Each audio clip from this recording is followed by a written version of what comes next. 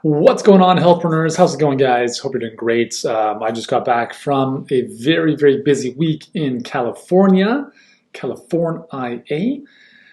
hosted our Luminaries Masterminds. Now, obviously, if you're listening to this on the podcast or the replay, you'll probably be hearing this a month after this happened. But if you're watching this live in the group, this will make a bit more sense contextually. Anyways, we did our Luminaries Mastermind for 3 days in San Diego, which, by the way, I'm not too crazy about, to be honest with you. We did it at in downtown at the Andaz. I mean, the hotel's nice, but I don't know if I really want to go back to downtown San Diego. I mean, outside of San Diego, like La Jolla and Sanita is cool. Downtown proper, I'm not too sure.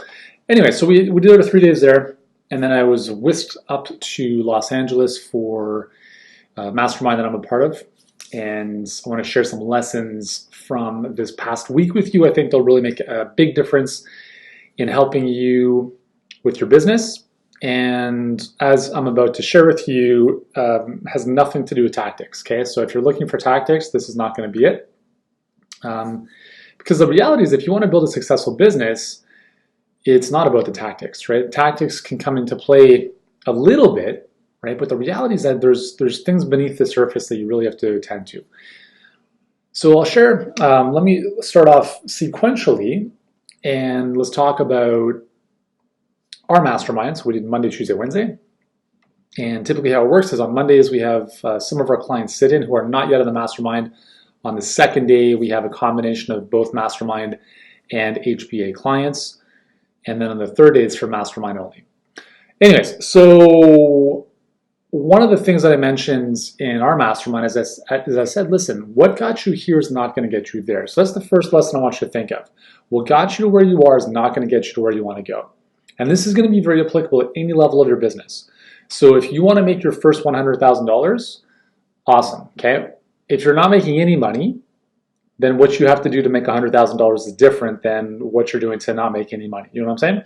Now, once you get to $100,000 and you want to get to $1 million, again, there's different skill sets. There are different traits that have to be developed to get you to that level. When you're at $1 million, right, to go from 1 to 3, there are, again, different things that need to be done. And again, 3 to 10, 10 to 50, the whole bit. So at each level of business, when we quantify it from an income perspective, there are different skills that need to be developed in order to get you to the next level. Again, I don't know exactly where you are in business, but I'm going to say most people in the health and fitness space are probably not doing 3 to 10 million. Okay, so I'm not going to talk about that for now. Let's go a couple notches down, if you will, right? So the number one skill you need to develop, and I've mentioned this in many places I think before, the number one skill you have to develop is the ability to sell and market yourself or your business. Now I just had a quick conversation with someone who sent me a message saying, I need help generating leads, but I hate marketing. You can't have both. You can't, it doesn't make sense. You can't hate marketing and then expect to generate a lot of leads. And when people say I want to generate leads, really what they're saying is I want clients, right? No one wants leads. The leads don't pay you money. Clients do, right? So let's just be very precise, I guess, with our desires and our outcomes. So in order to generate more leads, in order to generate more revenue, you have to understand how to spread the message of what you do. And when you have leads coming into your world and they're inquiring about working with you, you're probably going to be jumping on the phone with them because you're probably selling coaching, right? And hopefully your coaching is not $50. You know, it's a little bit further up there, and that's going to require a conversation. So you have to be able to master how to promote yourself and then how to have conversations with people where they're willing to give you money in order for you to help them achieve a goal. So sales and promotion, sales and marketing, however you want to think of it, is the number one skill you have to build at the base of your business. If you've watched any of my trainings, I talk about the coaching success ladder. There's 7 rungs of the ladder you have to climb from dream to dominate. And up to about $250,000 in revenue, the number one thing you have to focus on is sales and marketing. You have to get very good at that. You have to drive revenue because if you don't have a business, okay? So that's the number one thing you have to do. Now, to go from, let's say, 250 to a million is a bit of a different skill set. The sales and marketing still becomes very important, but now we're starting to move into other things like systems and so forth. Anyways, so the whole idea is that as your business grows, you do as well. Your business can only grow to the level that you do. So one of the big epiphanies that I had in the mastermind that I'm a part of, and just for context, this is all for coaches in different industries that are doing 7 and 8 figure in revenue. And one of the guest speakers was talking about something that really hit home with me. And this is really actually before the event, I knew this is the thing I needed to work on in 2020 to really help us go to beyond 10 million in revenue. And he said that to go from 3 to 10 and beyond, the things that you've done up until now, if you keep doing them, will actually kill your business. And it was funny because I just talked about this to my own clients a couple of days prior, and here he was saying pretty much the same thing, but with even a little bit more juice behind it. Not just saying it's not going to get you there, it's actually going to kill your business. And what he meant by that is that so initially in your business, you are the driver, right? You're the driver that does everything. You drive sales, you drive all the activity. But you're going to get to a point where, in my case, I have to become the passenger. And that was a really big distinction for me. So he's like, listen, if you want to get to 10 plus, you cannot be the driver of your business. And I thought to myself, I'm like, man, I knew that intuitively. I know like this is something that's really kind of been gnawing at me. And to just hear it from someone who's been there, done that with multiple companies was very humbling and refreshing. And it's something that I just said flat out, I'm like, listen, man, I need help on this. So that's something I'm personally working on, is removing myself from the driving of the business and really only focusing on vision, strategy, and communication. Like this podcast, this stuff I'm doing here, this is pretty much all I need to do in my business. I shouldn't do anything else, right? Other than keeping my team together. I need to buffer myself from a lot of the stuff that we're doing. And that's something I am working on in the next quarter in a very big way with my team. So that's a long-winded answer to the first lesson. Second one is you become your environment. Wow, what a surprise, right? We've heard this 1,000 times. You become the reflection of the 5 people you spend the most amount of time with. Now, if you think about this for a second, this includes your family, right? If you spend all of your time with your wife, right, and maybe you've got grown-up kids or close family members that are close by, and they don't think like you do, right? You need to make it a very important. Why can't I think right now? Maybe it's a lack of sleep from yesterday. I don't know. Anyways, you have to make it a priority to surround yourself with big people. Big people, not like physically big, you know what I'm saying, right? Like big thinking people. Because here's the thing is if you go into a group and everyone's doing 7 figures and you're doing 10,000 a month or 10,000 a year, what do you think is going to happen? 2 things are going to happen. Number one is you're going to get paralyzed. You're going to literally just paralyze yourself and you're going to leave the group. Or number 2 is you will find a way to level up. And that's why we have our Luminaries Mastermind, which is geared to help all of our clients who are at 6 figures go to 7 figures. And there's a lot of things we can talk about in the Mastermind that we don't really discuss in HBA because it doesn't make sense. HBA is really about building the foundation, getting the sales and marketing dialed in, and then we can move on to bigger things at that level. So it's really about having higher level conversations and sitting beside, hanging out people who are doing bigger things, right? Who don't have the same limitations as we might at a lower level. So you become your environment is super important. And think about this in any context of your life, right? Where do you live, right? The people you hang around with. I was flying back yesterday from LA, and I was actually on the plane with a friend of mine from the Mastermind. And he was flying economy, I was flying business class, and it was his birthday, so he was going to look at upgrading to business class. And we talked about this in the car to the airport, and I said, hey man, like, it's not about being elitist, because it's not about that. It's understanding that, listen, if it makes sense financially for you to, pay a little bit more for business class, or even if it's double the price, whatever, it's worth it for a couple reasons. Number one, you feel better. You're in an environment that naturally fosters a higher sense of self-worth, if you will. Not that we're depending upon external factors for self-worth, but you just feel more successful, whatever success means to you, in those types of environments, right? And I told him, I'm like, listen, it's about standards, right? It's about standards. If you want to be making, let's say, $10 million a year, you have to think from that goal, not of that goal. So is someone who's running a $10 million business in the back, in the last row in economy? No, they're not, right? They're sitting at the front of the plane, or they're even flying private. Now, I'm not saying put yourself in a really bad financial situation where you're renting a private jet when you've got no means to do so, right? But if you are trying to pinch, save money and pinch pennies and all that kind of stuff, that type of thinking is what is holding you back from climbing to the top.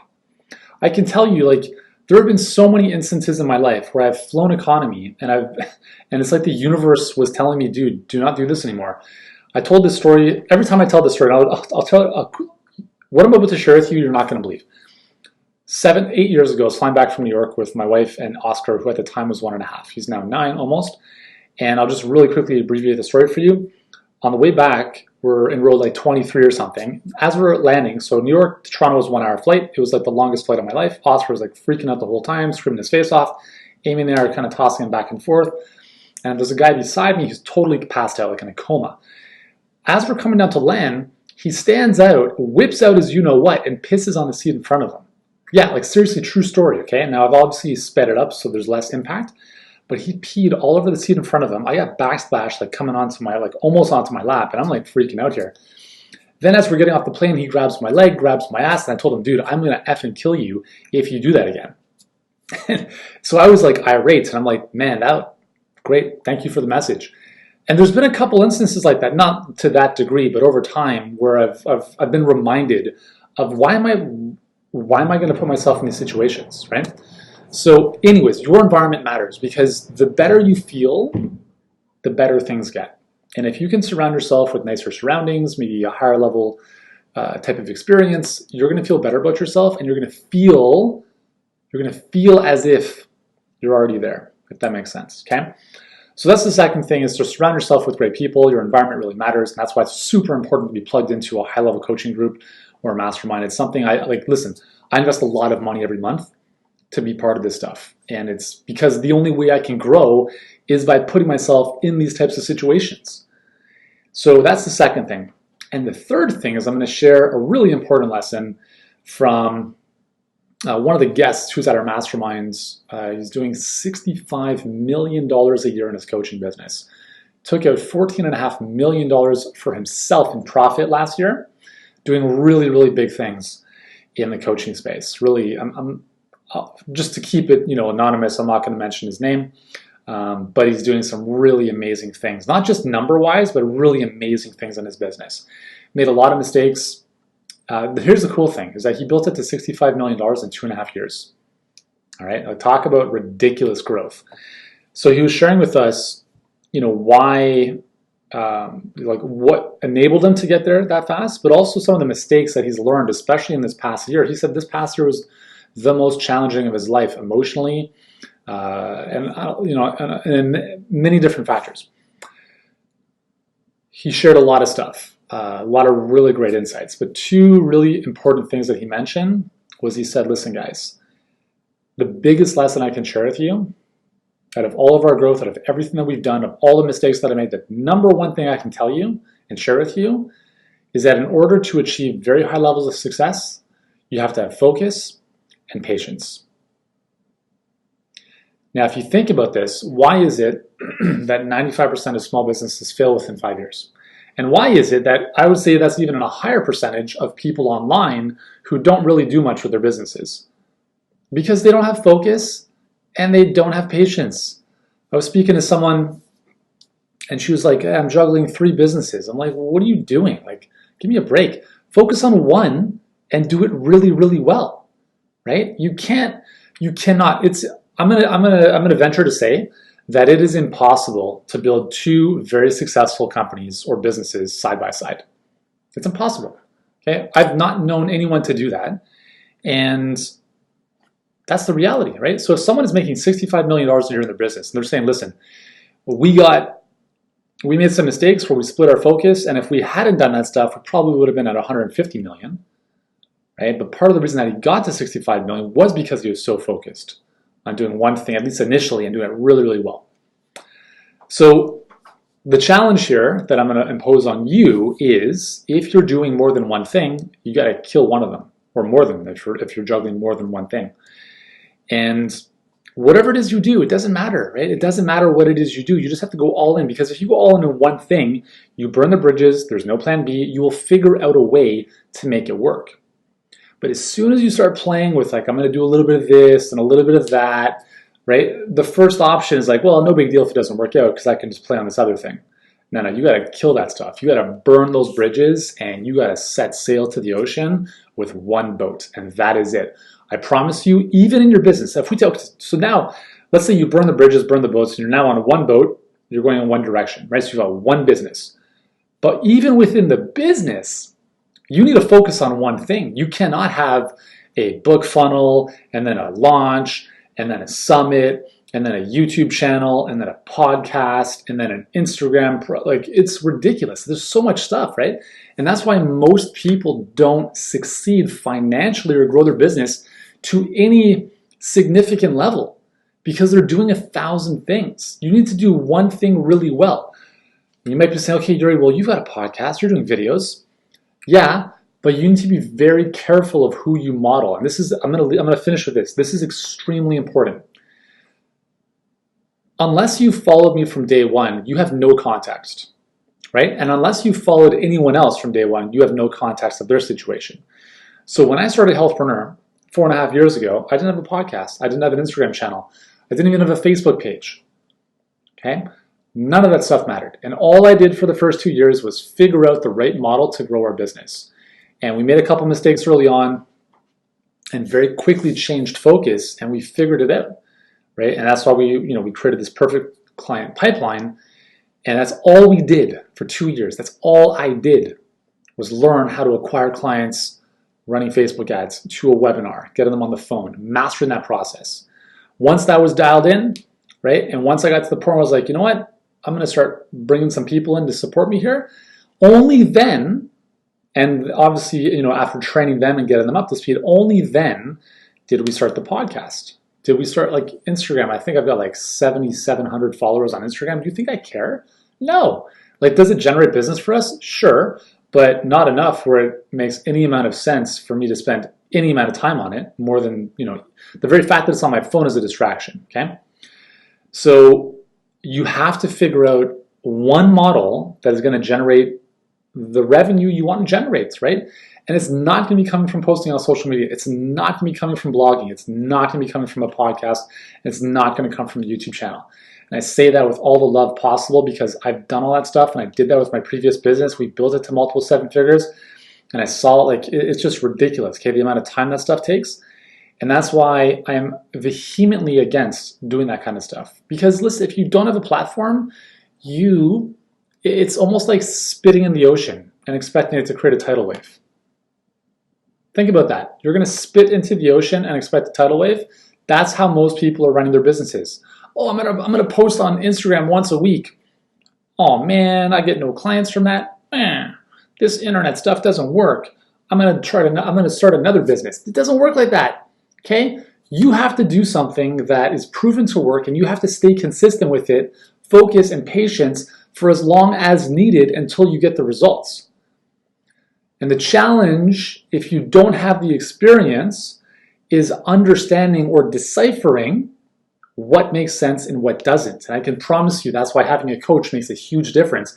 And not just a coach, because we have people that are like, yeah, like I'm quote unquote shopping around.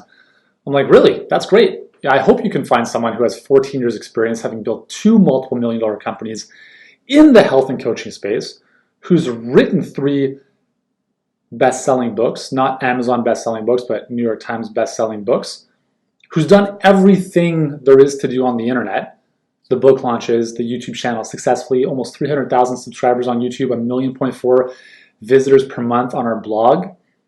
I've done all that stuff, right? And I'm not here to brag, but I'm here to let you know that there's very, very, very few people out there that have the track record that I have. And I'm not saying that I'm the best in the world, but listen, I know our competitors. I mean, sorry, they're not even competitors. There's people doing stuff. You have to understand that wisdom will save you a ton of time. And if someone, we had a call with a lady last week, $10,000 she spent on a coaching program, and that coaching program is built on helping you blog. And I thought to myself, oh my God, this is absolutely heart-wrenching. Like, it's not going to happen. If you've got an existing blog and it's doing great, sure, you can optimize a few things, but you're starting from scratch. Like, well, let's speak in 20 years when your blog gets some traction. Anyways, all that to say is that it's very important who you choose to follow and model. Because a lot of the influencers that you see online, two things. Number one, they didn't start out as influencers, right? People like Gary Vee and my buddy Lewis Howes, they didn't start off as influencers.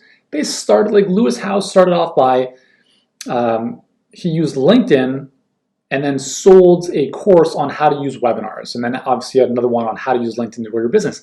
That's what he did for the first like $1 million in revenue. And he even said, don't start a podcast if you're looking to monetize it. Right? His podcast, I was over at his place a couple of years ago, and he told me it's like 3.5 years until his podcast hit an inflection point where it actually made sense. Right? So he started getting traction and all that stuff. But if you're looking at people like that and you're like, oh my God, I got to do what he's doing, you have no context because you don't see the journey behind it. Right? Gary Vee, same idea. You're going to get a videographer that's going to follow you around all day long? For what? Right? Do you have 500 employees? Do you have a major media company? No. Do you have hundreds of millions of dollars backing you? No. Neither did Gary Vee when he started. He started by doing like a ridiculous number of Wine Library TV YouTube videos like 20 years ago, right? Back when it was a little bit easier to get seen with video content on YouTube, but he just plowed away at that and he grew his business, his family's business quite substantially. But he wasn't the Gary Vee that is today 15 years ago. But most people don't see that. They just see the now. And they're like, oh my God, I got to do this stuff now. But if your now was Gary Vee's 15 years ago, you can't compare yourself to what Gary Vee is doing right now. You can't compare yourself to what I'm doing right now. Right? If I'm talking about removing myself out of driving my business and we want to go beyond $10 million and you're not even at 100,000, you can't compare yourself to what I'm doing. So what you do need to take into consideration is the context, is the journey. And if you can have someone like myself to show you the pitfalls to avoid and what to do based on experience and having helped a lot of people do this and what to do properly, then it's going to really shortcut your success. So anyways, I know we've got a little bit over time here, but I hope this makes sense for you.